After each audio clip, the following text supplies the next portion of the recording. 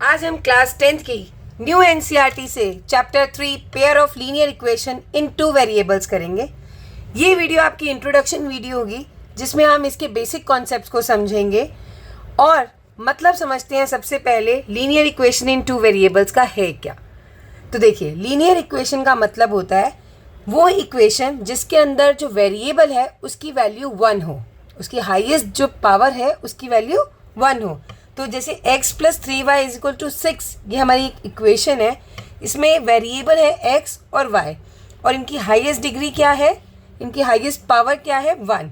x की भी 1 है, y की भी 1 है। तो ये तो हुई हमारी लीनियर इक्वेशन। अब टू वेरिएबल्स का मतलब है इसमें कोई दो वेरिएबल्स हों, जैसे इसमें x और y दो वेरिएबल्स हैं। पेयर ऑफ लीनियर इक्वेशन का मतलब हुआ पेयर में, जो हमारी लीनियर इक्वेशंस हो वो पेयर में हो, दो का पेयर हो। जैसे x + 3y = 6 हमारी फर्स्ट इक्वेशन हो गई, 2x - 3y = 12 ये हमारी सेकेंड इक्वेशन हो गई। तो यहाँ दो इक्वेशंस हो गई और ये दोनों की दोनों क्या हैं, लीनियर है और इसमें दो वेरिएबल्स हैं। तो ये तो हुआ हमारे चैप्टर के जो है उसका मीनिंग। अब इसकी जनरल फॉर्म क्या होती है, जनरल फॉर्म होती है a1x + b1y + c1 = 0। और सेकेंड इक्वेशन के लिए, क्योंकि सेकेंड इक्वेशन है तो हम उसे 2 से डिनोट करेंगे और इसके लिए लिख देंगे a2x + b2y + c2।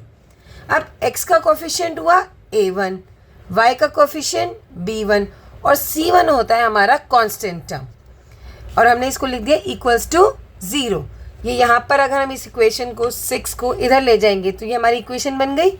यहाँ पर x का कोफिशिएंट है 1, क्योंकि कुछ भी नहीं है तो इसका मतलब 1 हुआ। y का कोफिशिएंट हुआ 3 और 6 को अगर हम इधर ले जाएं तो कांस्टेंट जो c1 है वो हमारा -6 हो जाएगा। तो बस यहाँ पर इसमें क्या किया गया, जो हमारी कांस्टेंट टर्म्स है यहाँ = के बाद लिखी है, आप इसे इधर भी लेकर जा सकते हैं। ये जनरल इक्वेशन की जनरल फॉर्म होती है, इक्वेशन की जनरल फॉर्म होती है। अब है a2x + b2y + c2, ये सेकेंड इक्वेशन है क्योंकि हम इसे 2 से डिनोट कर रहे हैं। तो यहाँ पर जो x का कोफिशिएंट है वो a2, y का कोफिशिएंट b2 और c2 जो है हमारा कांस्टेंट टर्म है। तो यहाँ पर जो हमारी सेकेंड इक्वेशन है उसका x का कोफिशिएंट हो गया 2, यानी कि हो गया हमारा a2। y जो हमारा b2 है वो है -3 और c2 हो गया 12। अब इस चैप्टर में हमें इसका सॉल्यूशन निकालना है, हमें सॉल्व करना है। अब सॉल्व कैसे करेंगे, उसके 3 मेथड्स आपको दिए गए हैं। फोर्थ मेथड भी था क्रॉस मल्टीप्लिकेशन मेथड, जो इस बार डिलीटेड है। तो हम सिर्फ 3 मेथड्स पर कंसंट्रेट करेंगे अपना इसमें। पहला है ग्राफिकल मेथड, दूसरा है सब्स्टिट्यूशन मेथड और तीसरा है एलिमिनेशन मेथड। तो सबसे पहले हम बात करेंगे ग्राफिकल मेथड पे। और ग्राफिकल मेथड क्या मेथड होता है, जिसमें हम ग्राफ के थ्रू अपना सॉल्यूशन फाइंड करेंगे। ग्राफिकल मेथड में बात करें तो जैसे आपके पास एक इक्वेशन दी गई है x + 3y = 6 and 2x - 3y = 12। अब ये दो इक्वेशंस दी गई हैं। सबसे पहले हम इनके पॉइंट्स निकालेंगे। अब पॉइंट्स हम लोगों ने क्लास 9th में भी सीखे थे, जब हमने क्लास 9th में चैप्टर 3 किया था और चैप्टर 4 किया था कोऑर्डिनेट ज्योमेट्री और लीनियर इक्वेशन वाला। तो वहाँ पे हमने प्लॉटिंग करनी भी सीखी थी ग्राफ पर और हमने सॉल्यूशन निकालना भी सीखा था। यहाँ पर आपको एक इक्वेशन दी गई है, जैसे x + 3y = 6। आप सबसे पहले एक बॉक्स बना लेंगे और यहाँ पर x और y लिख देंगे। कम से कम इसमें हमें 2 पॉइंट्स निकालने हैं, आप ज़्यादा भी निकाल सकते हैं, क्योंकि लीनियर इक्वेशन में अगर हमें 2 पॉइंट्स बनाएंगे तभी वो कोई लाइन बनेगी। यहाँ से यहाँ टच तभी होगा, तभी एक लाइन बनेगी। तो हमें कम से कम 2 पॉइंट्स निकालने हैं। और इसका सबसे ईजी मेथड क्या है कि हम इसको जैसे फर्स्ट इक्वेशन मान लेते हैं। हम सबसे पहले x को 0 मान लेंगे। तो अगर आपने x को 0 माना, x + 3y = 0 6 में x को 0 पुट कर दीजिए तो आपके पास रहा +3y = 6। अब 0 + something is same number, 3y = 6, तो y हो गया हमारा 6/3। तो ये हमारा कट गया, आ गया y 2। तो फर्स्ट पॉइंट हो गया हमारा 0 2। ये हमारा इजी है, सबसे पहले किसी में x को 0 पुट कर लेना। अब सेकेंड पॉइंट के लिए हम क्या करेंगे, y को 0 ले लेते हैं। तो यहाँ पर हो गया x + 3, y की प्लेस पे 0 लिख दीजिए, = 6। x + 3 × 0 हमारा 0 होता है, = 6। तो x की वैल्यू आ गई 6। तो हमारे जो 2 पॉइंट्स बने वो बने x की में 6 लिखेंगे और y में हमने क्या माना था 0। तो ये हमारे 2 पॉइंट्स आ गए। इसके लिए हम यहाँ पर एक लाइन ड्रॉ करेंगे। अब वो कैसे प्लॉट करते हैं, आपके पास ये ग्राफ पेपर दिया होता है। इस ग्राफ पेपर में हम सबसे पहले ये y एक्सिस बनाएंगे और x एक्सिस बनाएंगे। ये हमारा ओरिजिन होता है 0 0। जब ग्राफ के ऊपर की साइड जाते हैं तो हमारे पॉजिटिव नंबर्स होते हैं और जब नीचे की तरफ जा रहे हैं तो ये हमारे नेगेटिव नंबर्स हैं, राइट। ये हमारे नेगेटिव इंटीजर्स हो गए। अब इसी तरह x एक्सिस में 0 से इधर जब हम जाते हैं राइट साइड पे तो हमारे पॉजिटिव नंबर्स हैं और लेफ्ट साइड पे जाते हैं तो नेगेटिव नंबर्स हैं। सबसे पहला पॉइंट हमारा 0 2। अब ये हमारा 0 है, x एक्सिस पे 0 और y पे क्या कह रहा है 2। y ऊपर की तरफ जाना है तो y हो गया हमारा यहाँ पर। अब x तो 0 था तो 0 में हम 2 पर चढ़ेंगे तो यहाँ पर हो गया 0 2 फर्स्ट पॉइंट। सेकेंड पॉइंट है 6 0। तो अब x हमारा 6 है, x हमारा 6 है, ये हमने x पर 6 देखा और y की वैल्यू है 0, यानी कि y पे ना ऊपर नंबर है ना नीचे, कोई नंबर तो दे नहीं रखा, 0 दे रखा तो वो यही नंबर हुआ। ये हो गया हमारा 6 0। तो आप एक स्केल की हेल्प से एक नीटली एक लाइन ड्रॉ कर लेंगे। यहाँ पर आप इसे प्लेस करेंगे इस तरह से तो हमारे पास एक लाइन ड्रॉ हो जाएगी। हमारे पास लीनियर इक्वेशन जो है उसकी लाइन ड्रॉ हो गई। आप इसे एक्सटेंड भी कर सकते हैं। तो ये हमारी फर्स्ट इक्वेशन की लाइन ड्रॉ हो गई जो कि थी x + 3y = 6। इसी तरह से हम सेकंड की भी लाइन ड्रॉ कर लेंगे। अब सेकंड के लिए क्या करेंगे, हमारे पास पहले पॉइंट निकालने पड़ेंगे और पॉइंट है हमारे पास 2x - 3y = 12। इसके लिए हमने पहले क्या किया, x और y लिखा। अब यहाँ पर हम x और y की वैल्यूज़ पुट करते हैं। तो हमने x 0 ले लिया। अगर हम x 0 लेते हैं, यहाँ लिख दीजिए, तो आपको इक्वेशन है 2x - 3y = 12। एक बार रिपीट करके लिख लेंगे। x की प्लेस पे 0 ले लीजिए, -3y = 12। 2 × 0 0 -3y = 12। तो y की वैल्यू आ गई 12/-3, क्योंकि इसके साथ मल्टीप्लाई में था। अब ये कट गया 3 से 12 4 पर, नीचे 1, तो y की वैल्यू आ गई -4, क्योंकि नेगेटिव नंबर नीचे दे रखा है, इसे हम -4 भी लिख सकते हैं। तो y आ गया हमारा -4। नेक्स्ट हमारा है, हम y को 0 ले लेते हैं। तो नेक्स्ट इक्वेशन में हम y की प्लेस पे 0 रखेंगे। तो 2x - 3 y की प्लेस पे 0 = 12। ये हो गया 2x - 3 × 0 इज़ -0 = 12। तो 2x आ गया 12 के इक्वल। तो x की वैल्यू आ गई 12/2। कट कर लिया तो x की वैल्यू आ गई 6। तो ये हमारे पास 2 पॉइंट्स बन गए, 0 -4 और 6 0। आप यहाँ पर पॉइंट्स को इस तरह से भी लिख सकते हैं। मैं फर्स्ट में लिखना भूल गई थी। तो पॉइंट्स हमारे कौन से आ गए थे, 0 2, पहले x एक्सिस फिर y एक्सिस का पॉइंट, और सेकेंड हमारा 6 0। ये हमारा सेकेंड पॉइंट है। तो इसके हमारे क्या क्या पॉइंट्स निकले थे, x 0 है, पहले x लिखेंगे और इसका y आया -4, तो 0 -4। और सेकेंड पॉइंट क्या होगा इसका, 6 0। तो ये हमारे 2 पॉइंट्स आ गए, राइट। अब इसको भी हम ग्राफ पर प्लॉट करेंगे। इसे आप दूसरे पेन या पेंसिल से प्लॉट कर सकते हैं, जैसे मैंने इसके लिए अब रेड यूज़ कर रही हूँ। तो ये हो गया हमारा 0 -4। आप रेड मत यूज़ कीजिएगा, आपको -4 यानी कि नेगेटिव में जाना है। अब 0 पे हमें -4 जाना है, तो ये हमारा पॉइंट होगा। नेक्स्ट है 6 0, x एक्सिस का 6 और y का 0, ये हमारा पॉइंट हुआ। तो अब आप इसको एक स्केल की हेल्प से, ये थोड़ा सा नीचे चला गया था जब मैंने ड्रॉ किया, पर आप इस चीज़ का ध्यान रखेंगे क्योंकि इंटरसेक्ट हो रही हैं लाइंस हमारी फॉर श्योर।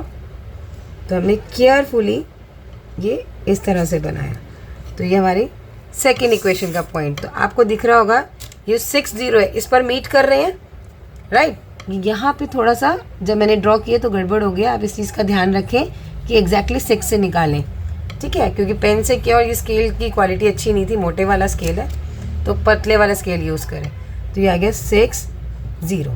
तो इसका सॉल्यूशन क्या हुआ अगर देखा जाए तो इस पेयर ऑफ लीनियर इक्वेशन का सॉल्यूशन हुआ 6 0। 60 ऐसा पॉइंट है जहाँ पर ये दोनों पेयर ऑफ लीनियर इक्वेशंस जो है वो इंटरसेक्ट कर रही हैं, तो इसका सॉल्यूशन हुआ 60। 60 ऐसा पॉइंट है जो इन दोनों इक्वेशंस को सेटिस्फाई कर रहा है। हम इसे चेक भी करके देख सकते हैं। अब चेक कैसे करेंगे, जैसे हमारी इक्वेशन थी x + 3y = 6, यहाँ पर वैल्यू डाल के देख लो, x की जगह 6 आया +3, y की प्लेस पे 0 = 6, 6 + 3 × 0 0 = 6, 6 + 0 is 6, तो 6 = 6 आ गया, यानी कि ये 60 इस फर्स्ट इक्वेशन को सेटिस्फाई कर रहा है। अब सेकेंड इक्वेशन में भी चेक कर लेते हैं। 2x - 3y = 12, तो x की प्लेस पे 6 डाल देंगे -3, y की प्लेस पे 0 = 12, 2 6 = 12 -3 × 0 0 = 12, 12 - 0 12, तो 12 = 12 आ गया। तो यस 60 जो है हमारा इसका सॉल्यूशन है, जिसे हमने ग्राफ के थ्रू निकाला है। अब ग्राफ के थ्रू हमारी सिर्फ इसी तरह की कंडीशन नहीं बनती इंटरसेक्टिंग, हम आगे जब क्वेश्चंस करेंगे तो देखेंगे 2 और तरीके की हमारी इक्वेशंस जो है ग्राफ पर शो होती हैं, मतलब 2 तरीके का और ग्राफ हमारा बन सकता है। तो अभी हम एक बार चेकआउट कर लेते हैं कि कौन कौन से और तरीके हैं। तो ये है हमारे types of solution in on graph. जो हमने फर्स्ट केस देखा था वो हमने इस तरह का देखा था जिसमें इंटरसेक्ट कर रहा था, राइट। इसके अलावा हमारा ये सेकंड केस है और ये है थर्ड केस। अब ज़रूरी नहीं है हमें ग्राफ के थ्रू ही हर एक को सॉल्व करें, there are other ways also जो हम रेशोज़ के थ्रू भी कर सकते हैं। पहले हम समझ लेते हैं फर्स्ट, सेकेंड और थर्ड ग्राफ को।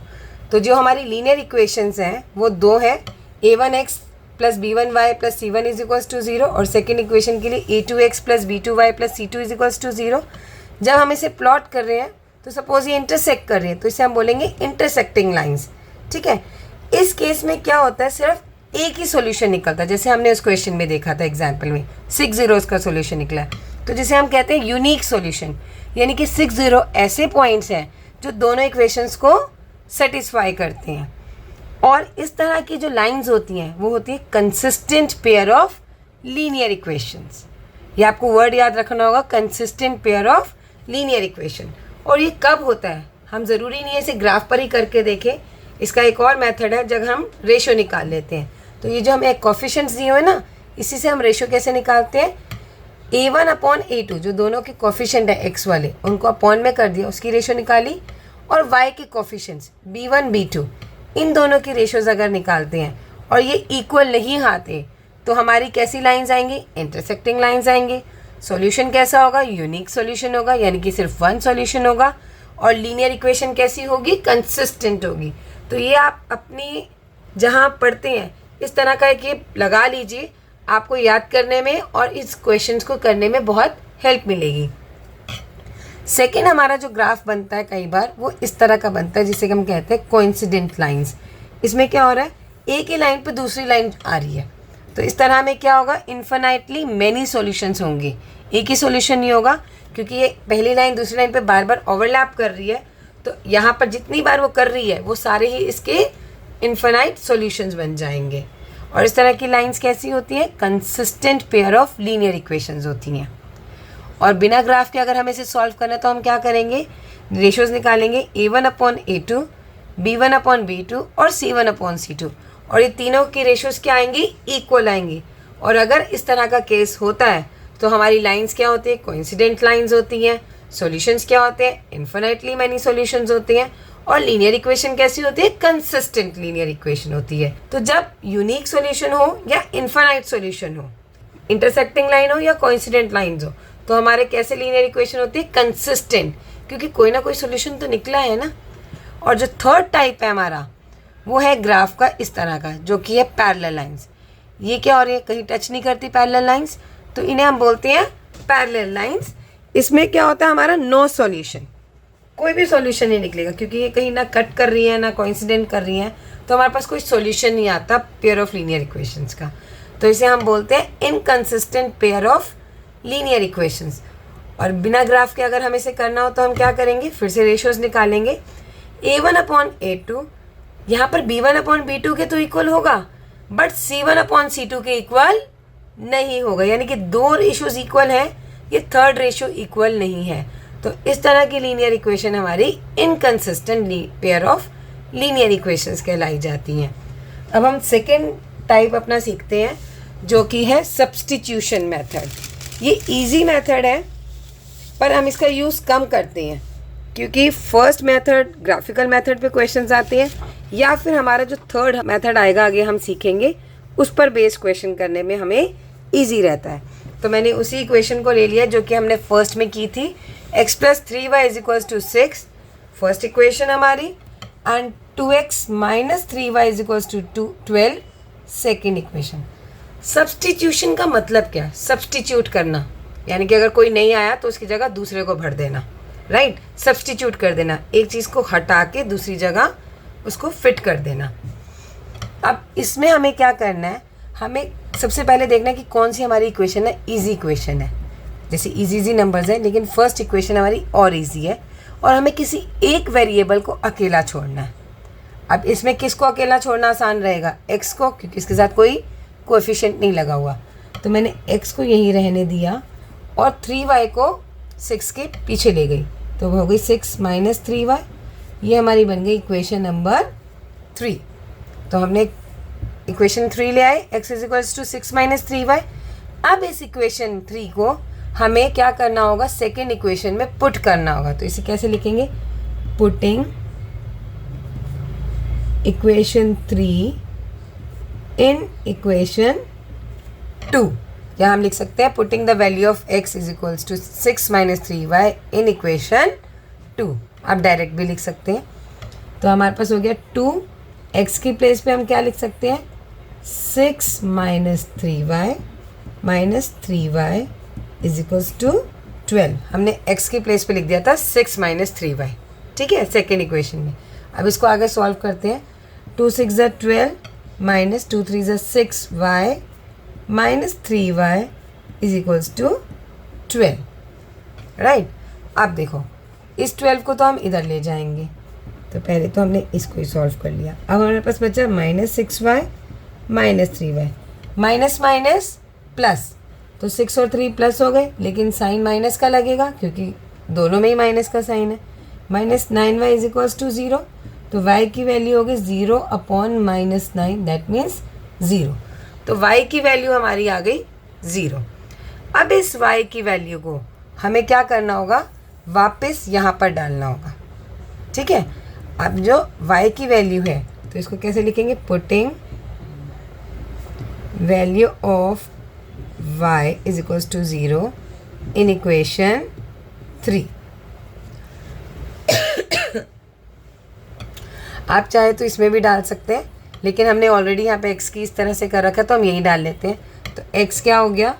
x = 6 - 3, y की प्लेस पे 0, तो ये हो गया x = 6 - 3 × 0 0, x = 6।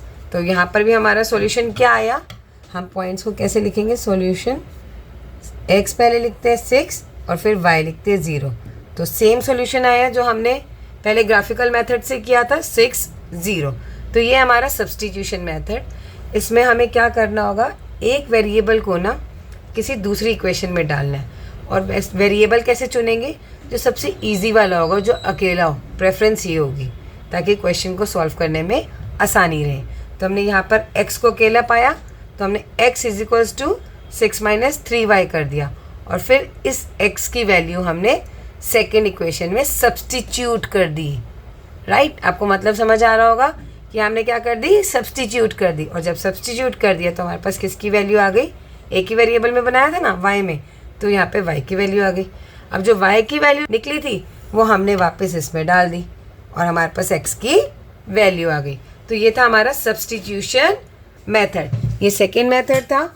और इसके बाद हम अपना थर्ड मेथड करेंगे जो है एलिमिनेशन मेथड। अब एलिमिनेशन मेथड में क्या करते हैं? हम एलिमिनेट कर देते हैं, यानी कि निकाल ही देते हैं, किसी को हटा देते हैं, वहाँ से उसकी जगह खाली कर देते हैं।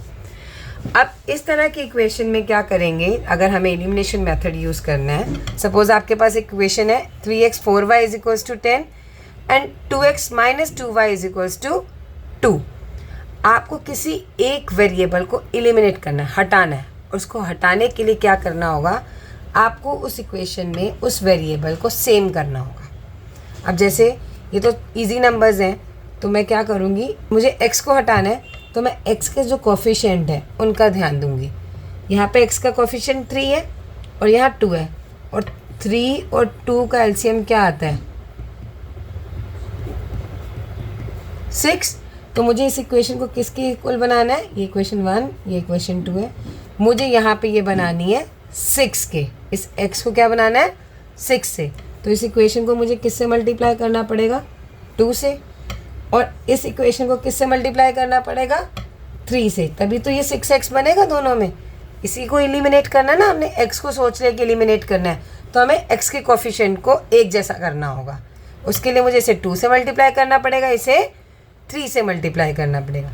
तो इस पूरी इक्वेशन को आप 2 से कर दीजिए, इस पूरी इक्वेशन को 3 से कर देंगे।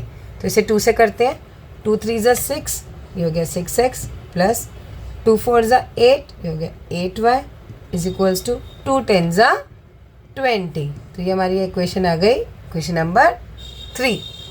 अब हम करते हैं इस इक्वेशन को, इसे किससे करना होगा 3 से, 3 2 ज़ा 6, ये हो गया 6x माइनस 3 को फिर से 2 से करना होगा, 3 2 ज़ा 6y, और यहाँ पे 3 को 2 से, 3 2 ज़ा 6, ये हमने कर दिया। अब ये हमारी इक्वेशन नंबर हो गई 4। अब देखो यहाँ दोनों 6x हैं और दोनों तो प्लस में है, तो बात तो नहीं बनेगी, तो हमें क्या करना पड़ेगा, इसको हटाना है तो इसको माइनस करना पड़ेगा। तो इस क्वेश्चन में क्या करेंगे, नेक्स्ट स्टेप में हम माइनस कर देंगे। जब हमने एक जैसी कोई एक वेरिएबल ले आए तो नेक्स्ट स्टेप में क्या कर दोगे, इसको माइनस कर दोगे। तो सब्ट्रैक्ट करने के लिए क्या करते हैं, ये हो गया, इसका साइन पलट देते हैं, ये हो जाएगा माइनस का, ये हो जाएगा प्लस का, और ये हो जाएगा हमारा माइनस का। अब सॉल्व करते हैं इक्वेशन को, 6x माइनस 6x कट गया। अब ये 8 और 6 हम नीचे वाला साइन देखेंगे, बीच वाला भूल जाओ, 8 और 6 होता है 14, तो ये हो गया 14y, और दोनों ही प्लस के हैं। अब 20 में से 6 गए 14, तो y क्या हो गया हमारा 14/14, दैट मीन्स 1। तो y की वैल्यू अब 1 आ गई। अब y की वैल्यू जो 1 आई है वो आप किसी भी इक्वेशन में, चाहे फर्स्ट में डालो, चाहे सेकंड में, थर्ड में, फोर्थ में, आपको y की वैल्यू 1 डालते ही आपके पास x की वैल्यू ऑटोमेटिकली आ जाएगी। तो मैं फर्स्ट में ही डाल देती हूँ, तो यहाँ लिखेंगे putting value of y is equals to 1 इन इक्वेशन 1। तो हमारी इक्वेशन 1 क्या थी, 3x plus 4y is equals to 10। अब यहाँ पे डाला 3x प्लस 4, y की प्लेस पे 1 इज इक्वल्स टू 10। तो ये हो गया 3x plus 4 into 1 4 is equals to 10। अब हमें क्या होगा, वेरिएबल्स एक साइड, कॉन्स्टेंट टर्म्स एक साइड, तो ये हो गया 3x is equals to 10 minus 4। ये जो 4 है इधर आके माइनस का हो गया, 10 माइनस 4 इज 6। 3x किसके इक्वल हो गया 6 के, तो x के हो गया 6/3।